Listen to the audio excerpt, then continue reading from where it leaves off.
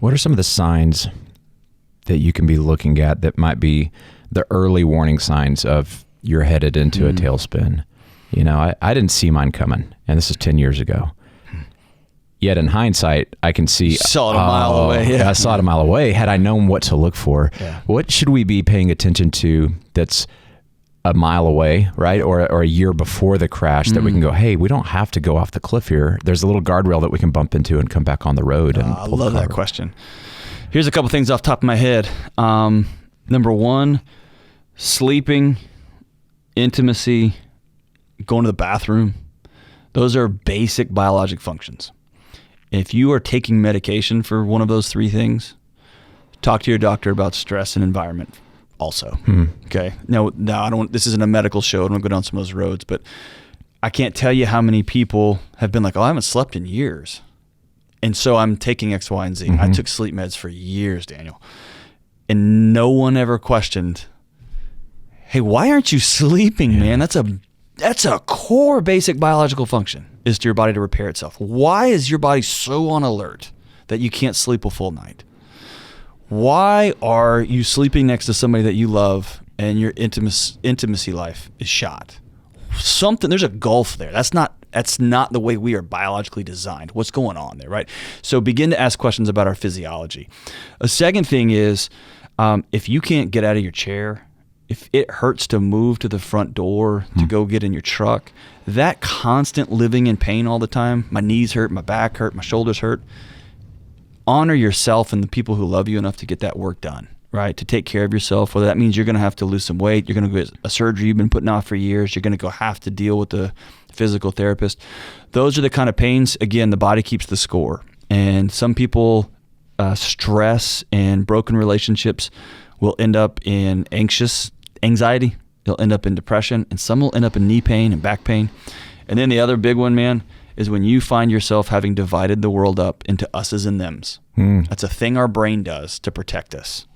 When our amygdala gets fired off, right, when it detects threat, it immediately says who's with me and who's against me. And there's a cool feature that gets people in trouble, gets all of us in trouble, where your brain will switch from accuracy, it will trade accuracy for expediency. Close enough, right? That's how a young man might get shot holding a cell phone. It looked close enough, right? And our brain is saying, I'm going to trade accuracy for safety. I'm going home, right?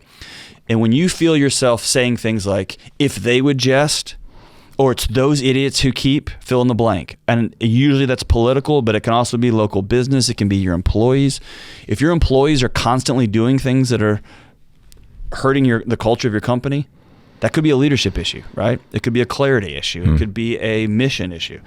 Or it could be you have a bunch of knuckleheads working, right? Who knows? But you got to stop and ask those questions. When you feel your world is us's and them's, me versus the world, that's your brain telling you you're not safe. You're talking about these physiological symptoms, sleeping, intimacy, using the restroom, pain in your body. When I started having all this anxiety, depression, crazy stuff going on, I didn't understand it. And my doctor said, are you stressed? I said, no, I don't think I'm stressed. And he said, you might be a little stressed. Here's an Ambien. Here's a Lexapro. And I took it for a while and it has all these crazy side effects and it's not getting better. And I go back and talk to the doctor and I'm going, it's not working. What do we do? He never talked to me about stress. He said, well, I've got some more pills you could take. That's right. And that's when I was like, whoa, time out. I'm not going down this path. And I had to go find people that weren't just going to hand me another pill. Right. Who are the right people to talk to that don't just get you into this, okay, you're going to stay in a tailspin, but we're going to make you feel a little bit more numb while you're in it. There you go. I feel like that's, I don't like how the medical community approaches this sometimes because it's not necessarily designed to get you out. It's designed to medicate. Right. I look at this the same way the Ramsey ecosystem tells folks to work with a SmartVestor Pro or one of the Entre coaches, which is I have just continued to work to find doctors, and I've got two great. I've got I call her a sorcerer. I've got a holistic doctor, and I've got a traditional medical doctor, and they both are teachers with me. They teach me, why are we doing what we're doing? Here's what this is going to benefit. Here's the side effects of this. They don't get upset when I send them an article, and I'll literally email them an article and say, what do you think about this? And they don't get upset about that. They consider themselves teachers, not automatrons, and not kings and I'm a minion, right? And so I think it's being real intentional about finding a doctor that is willing to go on a journey with you and letting them know up front, I want medication to be a last resort for me. And they may say, this is that last resort. Great. Or if you're really struggling with anxiety, there was a season where I needed anxiety meds to turn the alarms down so that I could even hear a counselor, so that I could even sit down and talk to my wife, right? The alarms were so loud by the time I actually started dealing with them. I needed something to help shut them down. Some don't need that. I did. And then finding a great relationship counselor. Yeah. Finding a professional who will sit there and help you learn some of these skills, how to be in a relationship, how to feel. What is that? Is that a feeling I have, right? How to check your own feelings for whether they're being true or they're being dishonest, because feelings will lie to you, right? And so those are skills we got to learn. And we don't like to think of feelings as skills. We don't like to think of relationships as skills, and they are. I want you to say more about the counseling aspect and why that matters so much. I went to the hospital thinking I was having a heart attack. I go in the ER. My body's feeling real pain. It wasn't like this imaginary, I'm having a panic attack and it's all in my head and I just need to think happy thoughts. I mean, there was pain in my chest and there's numbness and tingling and my muscles are twitching and there's like crazy stuff my body's doing. And they check me out and they run all these tests and they go, hey, you're fine. You should probably talk to a counselor. And I thought, that is so confusing. How does talking to a counselor about feelings get this pain in my chest to go away? Like, oh, that's fine. We can talk. But I didn't understand the connection between the mind and the body. And how is that a helpful resource? So what I would tell you is there is no connection between the mind and body because they're not two different things. They're the same thing. And they work. It's like saying which part of my leg is the knee. And I mean, I guess we can extrapolate it apart, I guess, right?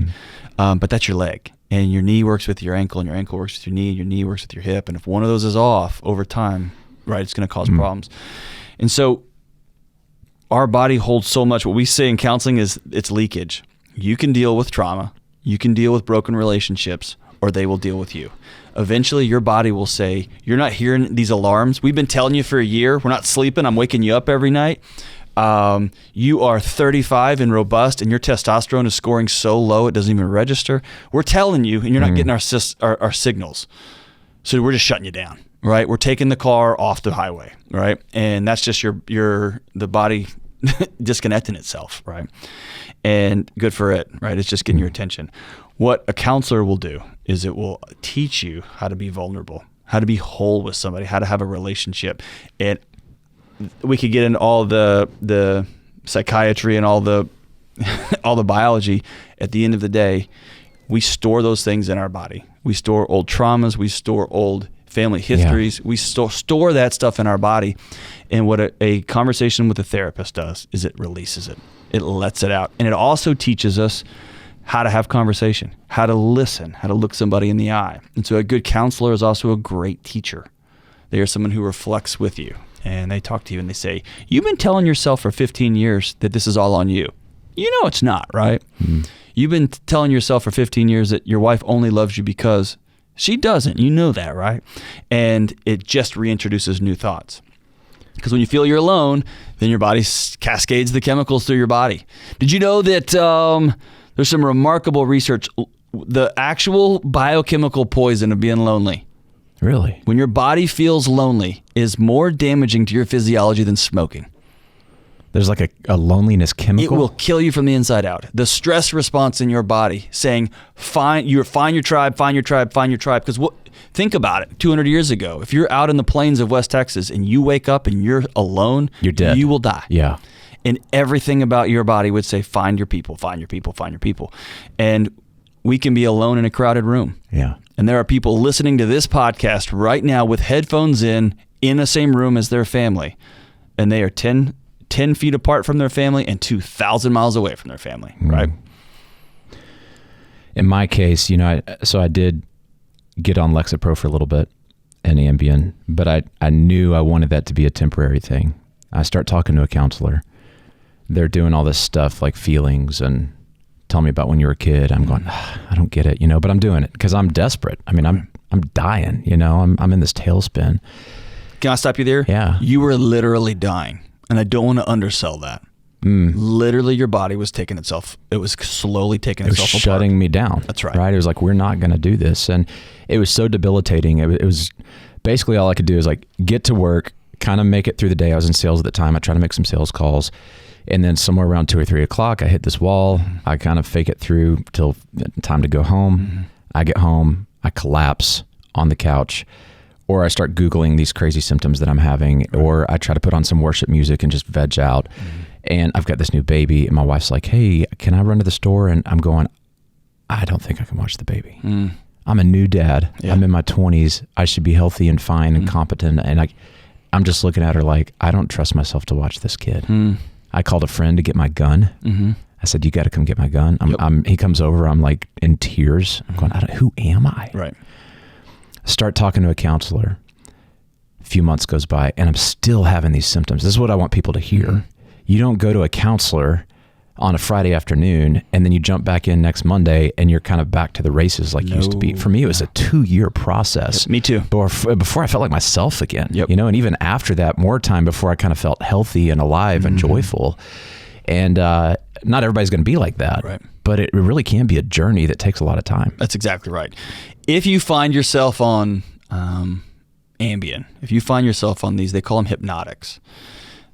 They are pharmaceutical baseball bats to your head. I heard a doctor who I love describe them as, he said, you can sleep for 8 hours, or I can hit you in the head with a baseball bat and you'll be unconscious for 8 hours. Those are two vastly different biomechanical processes in your brain. One is restorative and one is lights out, right? And so, what I found, and I took those sleep hypnotics for years, what I found is after 5 or 6 years of not sleeping, and I was asleep, I was unconscious, right? I was medicated, but I wasn't sleeping. And that's when, man, every alarm I had was, whoa, that's a core basic function, right? That you got to have. You got to have those. And I love what you just said that. Kind of like people will leave EntreLeadership and they're like, I've got it. And they got 80 pages of notes and their brain is just like overwhelmed. They got 50 ideas and they go Monday and they walk in Monday at 8:30 like, we're doing it. And it's like, Billy quit. And you're like, oh God. And it just goes, right? Counseling's that way. Yeah. I love that you said that. If you want to turn your business around, sometimes it's 6 months, sometimes it's a year, sometimes it's 2 years. You want to get out of debt, sometimes you got to sit down and pile all your debts up and go, whoa, we're in for a journey. If you have a lifetime of childhood trauma, of parents who were ill or they weren't well, or dysfunction, and it's going to take a season.